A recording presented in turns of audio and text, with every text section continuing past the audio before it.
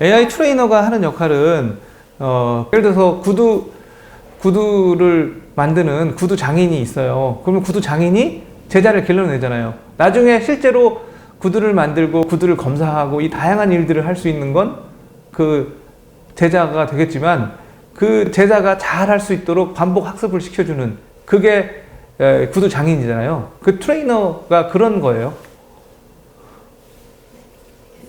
자, 안녕하세요. 라운피플의 이석중입니다. 오늘은 AI 트레이너에 대해서 설명을 드리도록 하겠습니다. AI 트레이너는 AI를 학습시키기 위해서 제공되는 툴입니다. 어떤 회사들 같은 경우에는 트레이너가 없기 때문에 학습을 시킬 때 애로사항이 많이 있긴 한데요. 라우플 같은 경우는 아주 편리하고 똑똑한 AI 트레이너를 제공하고 있습니다.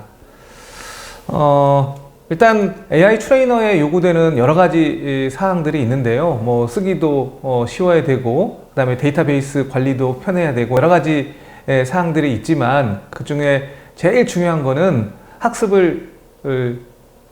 능률을, 효율을 올리는, 그게 제일 중요한 팩터라고 볼 수가 있습니다. 근데 학습 효율을 올리려면 어떻게 해야 될까요? 대부분 이제 AI를 학습시키려면 학습 데이터라는 거가 필요한데요. 이 데이터가 초반에 넉넉히 준비되면 좋겠지만 그렇지 못한 경우가 많습니다. 데이터가 부족했을 때도 학습 효율을 올리려면 현장 상황을 반영한 다양한 이미지들을 만들어낼 수 있는 그런 기능이 제일 요구가 되는데요. 이런 그 이미지를 만들어낼 수 있는 그런 어떤 기능들이 없다고 하면은 학습 효율이 상대적으로 떨어질 수밖에 없습니다. 그래서 항상 트레이너를 검토하실 때에는 이런 이미지 제너레이션 기능이 잘 포함되어 있는지를 반드시 따져봐 줘야 됩니다. 자, 그 이미지 제너레이션 기능이 이제 AI 쪽 전문 용어로는 오그멘테이션이라고 부릅니다. 그 오그멘테이션에는 크게 보면은 룰 기반 방식이 있고요. 또 다른 방식으로는 AI를 이용해서 이미지를 만들어내는 방법이 하나 있습니다. 먼저 룰 기반 방식을 살펴보자면 가장 쉽게 생각할 수 있는 게 어파인 트랜스폼이라는 겁니다. 어파인 트랜스폼은 선분의 평행은 계속 유지하되 형태를 바꾸는 그런 겁니다. 예를 들어서 사각형을 생각해 보시면요. 이렇게 한쪽으로 늘리거나 양쪽으로 늘리는 요것도 어파인 트랜스폼이 될 수도 있고요. 그 다음에 로테이션, 그 다음에 트랜슬레이션, 이동시키는 거, 그 다음에 틸팅이라고 해서 마름모 형태로 이렇게 바꿔주는 그런 경우도 결국은 두 개의 선분은 평행으로 유지하지만 다양한 형태의 모양을 만들어낼 수 있고요. 또 이제 변화를 줄 수 있는 게 컬러 쪽에 변화를 주는 방법이 있는데, 컬러의 컨트라스트를 조정을 하거나 브라이트니스를 바꿀 수도 있고요. 그 다음에 슈라든지 세츄레이션 같은 것들을 바꿔주는 그런 방식이 있고요. 그 다음에 이제 영상에 일부러 잡음을 집어넣는다든지 아니면 영상을 부드럽게 만들어주는 스무딩이라든지 이런, 또는 초점이 부분적으로 맞춰진 것처럼 만들어주는 파셜 포커스 같은 것들이 나올 수가 있습니다. 그래서 룰 기반 그 방식의 오그멘테이션은 기본적으로 정형화된 유사 디펙을 만들 때 사용되는 방식이고요. 근데 이제 AI로 검사를 해야 되는 경우가 반드시 정형화된 경우만이 아니고요. 일단 비정형 형태의 분량도 검출할 수 있어야 되는데, 이 경우에는 아까 설명드렸던 룰 기반 방식으로는 불가능합니다. 그래서 이런 경우에는 AI를 사용하게 되는데요. 그 AI 방식 중에는 겐이라는 모델이 있습니다. 그러니까 적대적 생성 모델이라고 부르는 방식인데요. 이 겐을 사용하게 되면은 그 다양한 형태의 비정형 형태의 분량을 만들어낼 수가 있어요. 겐은 쉽게 설명드리자면 예를 들어서 위조 지폐를 만드는 위조범하고 위조 지폐를 감별하는 감별사가 있다고 하면은, 한쪽은 예를 들어서 위조 지폐를 만드는 사람은 감별사를 계속 속이려고 노력을 하고, 감별사는 계속 그 위조 지폐를 잘 발견하려고 노력을 하다 보면 결과적으로 양쪽의 그 능력이 올라가는 그런 방식입니다. 그래서 요즘 이제 겐을 사용한 방식 중에는 사람의 얼굴을 정말 생생하게 제너레이션 시키는 그런 것들도 있습니다. 걔는 이제 요즘 뭐 논문 찾아보면 너무나 많고요. 그 대표적인 뭐 계열로는 픽스 투 픽스라든지 디스코간, 사이클겐 이런 종류들이 있는데 이런 것들을 사용하여 분량을 만들어낼 수 있다면 훨씬 더 AI를 똑똑하게 학습을 시킬 수가 있습니다. 그래서 트레이너를 선택할 때는 반드시 이런 내용들이 포함되어 있는지 살펴봐야만 됩니다.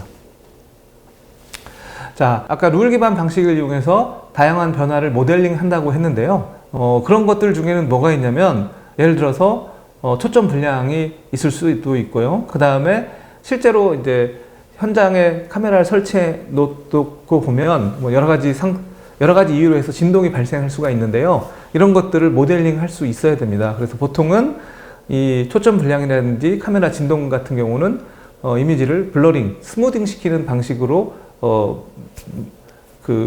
만들어낼 수 있고요. 그 다음에 이제 위치 편차, 여러 개의 카메라를 설치하다 보면은 아무리 잘 설치하더라도 조금씩의 편차가 생길 수가 있습니다. 그래서 이거는 아까 말씀드렸던 어파인 트랜스폼을 이용하게 되면은 잘 반영할 수가 있고요. 조명이 불균일하거나 여러 가지 간섭이 일어날 수 있는 경우가 있습니다. 그래서 이거는 좀 전에 룰 기반에서 봤던 파셜 포커스라든지 뭐 여러 가지 모델링 형태로 만들어낼 수 있고요.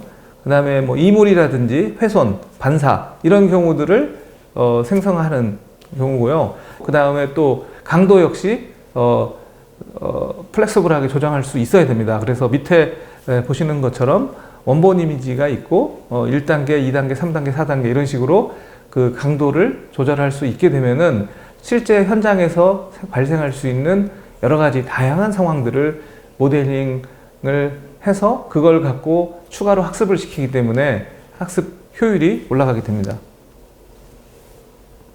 다음은 디펙트 제너레이션. 한 전에 설명드렸던 겐 모델을 사용하게 되면은 비정화된 디펙트를 생성할 수가 있는데요. 뭐 대표적인 경우로 설명을 드리자면 여기 보시는 바와 같이 LCD의 무라, 그러니까 일종의 화면 불균일 현상인데요. 초반에 몇 개의 불량 시료를 구한 다음에 그걸 이용해서 다양한 형태의 비정형 디펙을 겐을 사용하게 되면 만들어낼 수가 있고요. 그래서 실제 불량 시료, NG 시료하고 겐을 통해서 만들어낸 NG 시료를 이용해서 두 개를 같이 학습을 시키게 되면은 강력한 검출 능력을 갖는 AI를 만들어낼 수가 있습니다. 자, 지금까지 트레이너가 갖춰야 될 기능에 대해 설명을 드렸는데요. 지금부터는 저희 라운피플이 제공하는 나비 AI 트레이너에 대해서 실제 데모를 보여드리도록 하겠습니다. 자, 본 데모는 그 알약을 학습시키는 그런 경우입니다. 그래서 먼저 트레이너를 열고요. 그 다음에 학습할 데이터베이스에서 학습할 이미지들을 불러드립니다. 여기 보시는 바와 같이 다양한 형태의 알약 영상들을 끄집어 올 수 있는 것을 확인할 수 있고요. 원래는 이제 알약이 두 개가 똑바른 모양, 제대로 된 알약 두 개가 올라가야 되는데 한 개만 있거나 깨지거나 이런 다양한 불량 상황들이 발생할 수가 있는데 그거를 불러드립니다. 다음은 이제 트레이너의 뭐 이미지 크기라든지 뭐 기본적인 것들을 설정을 하고요. 네. 그 다음은 이제 아까 말씀드렸던 오그멘테이션에 관련된 부분을 설정한 다음에 학습 버튼을 누르게 되면 여기 보시는 바와 같이 학습의 정확도가 올라가고 에러율은 감소를 하게 됩니다. 자, 이제 학습을 마쳤고요. 학습을 마친 상태에서는 이제 잘 됐는지 테스트를 해야 되기 때문에 테스트 디렉토리에서 테스트할 이미지 세트를 불러옵니다.